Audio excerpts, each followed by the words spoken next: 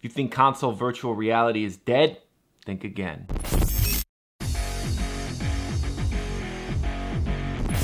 How's it going, everybody? This is Dave LeClaire with MUO Tech Bytes, and we're here to take a look at the biggest stories from the last day in the world of technology. So if you are curious about what has taken place over the last 24 hours, kick back, relax, and let's get it on. So kicking things off with our first story, Samsung has announced a really awesome new camera. Specifically, the company announced a new smartphone camera. Now, it didn't announce a phone to attach this camera to yet, though it did announce that the camera is in mass production, so we can hope to see it at some point in the near future, probably on the next generation Galaxy devices. The camera is called the 50 megapixel ISOCELL GN2. And basically what it has is some new technology that allows it to be better at autofocusing more quickly and more accurately.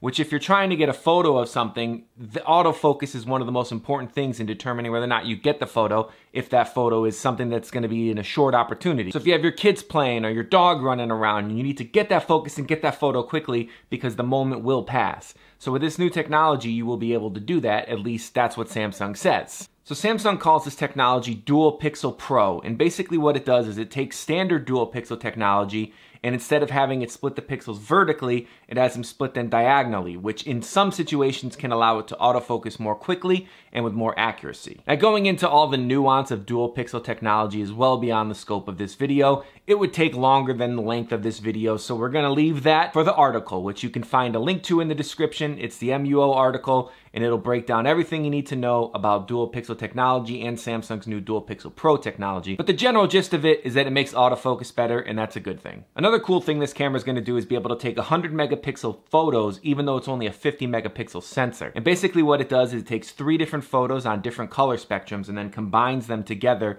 into 100 megapixel higher resolution photo. Pretty cool, as it allows Samsung to keep the megapixel rating of the camera down, keeping the cost down a little bit, while still capturing super high resolution photos. Not that 50 megapixels is not already super high resolution, because it is, but if you need to go even higher, Samsung's got an option for you. It also has what Samsung calls a rolling HDR feature, which basically means that it captures a short, a medium, and a long exposure, and then it puts them together to get even more vibrant colors. And it picks up stuff specifically in higher lighting situations. So like if there was a light shining through your window and it was creating a lot of glare, this would allow it to get the shadows and the highlights in a way that it couldn't if it didn't take these 3 separate exposures. And in our next story, Sony has announced that its Play at Home initiative will come back for 2021. Which basically what that was Sony put out a bunch of freebies last year to keep people at home, keep people busy at home while they were locked down during COVID. And now Sony's doing the same thing again this year. Starting in the month of March, there's going to be all sorts of free games and free services and free perks, and you don't even need to be a PlayStation Plus subscriber to take advantage of them. So far, Sony has only announced 2 freebies, but it has said that there will be more coming in the near future. The first one is starting on March 1st. You can download Ratchet & Clank for the PS4. Or you could play it on your PS5 if you have one of those, which is a pretty solid game. Not exactly a hot new release, but if you haven't played it, it's free. It's definitely worth downloading. And it's worth noting that this will be free forever, so you have to redeem it during this period, but you can download it again later on. So you might as well just add it to your cart and get it on your console, because you never know if you might want to play it. The other freebie, which starts on March 25th, is an extended trial of Funimation. So if you're a fan of anime, this is a good deal for you, because you'll be able to get a free trial to the service, which is filled with all sorts of shows for a longer period than normal, which is a nice benefit to anybody. Now, as mentioned, we don't know the full breadth of content that Sony plans to offer for its Play at Home deal, but hopefully there will be more goodies, because who doesn't want more free stuff, right? So keep your eyes peeled on the PlayStation Store, or keep your eyes peeled here on Tech Bytes, where I will tell you when there's more freebies announced. And while we're on the topic of Sony, apparently Sony has not given up on virtual reality in spite of not pushing its PS4 virtual reality headset all that much.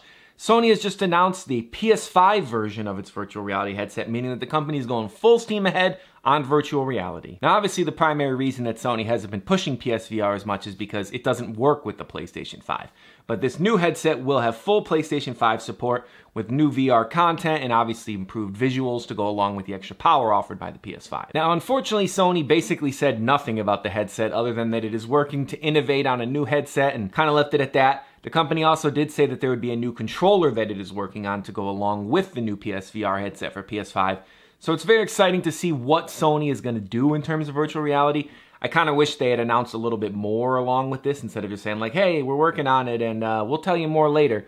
But it's better than nothing, right? I mean, PS5 fans were kind of sitting there wondering when they were going to be able to get their fix of virtual reality. At least those who care about virtual reality were. So it's good to see that Sony has finally stepped up and said, hey, listen guys, relax. VR is coming. Now, as far as when this thing's going to come out, it's really hard to say. It seems like it's very early in the development process. It's at least far enough along where Sony feels confident announcing it, meaning that it will probably come out at some point. But if I had to guess, I would say sometime in 2022 would be the soonest we would see this, because if Sony was closer than that, it would have probably at least revealed what the headset looked like, or showed off the controllers, or even announced some specific new games coming to it. So it sounds like it's pretty early. Unfortunately, I feel bad that I built your hopes up on this new PlayStation VR and then I kind of shot them down by saying like, hey, we have no idea when it's coming. But that is the world we live in, so you're just gonna have to be patient. Spotify is about to become a service for audiophiles, as the company has announced that later this year it is going to unleash a new lossless audio format for premium subscribers of the service. So the new service is going to be called Spotify HiFi, and basically what it is it's CD quality audio directly streaming from Spotify, which it has never offered before. It's only offered 320 up to this point.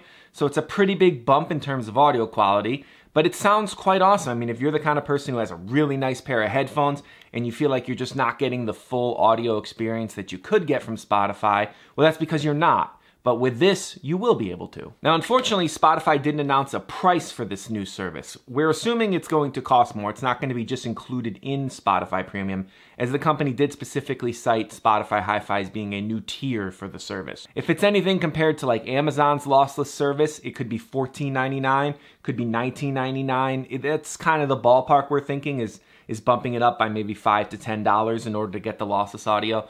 But don't quote me on that because I'm just speculating. We'll have to wait and see when Spotify gets closer to release. Company also didn't announce exactly where Spotify HiFi would debut. It just said it will be available in select markets. Select markets could mean everywhere in Europe and the US. It could mean everywhere outside of the US. We'll have to wait and see again. The company is very early on in this announcement, but at least we know that it's coming, and if you are a Spotify junkie, this is a cool feature to have.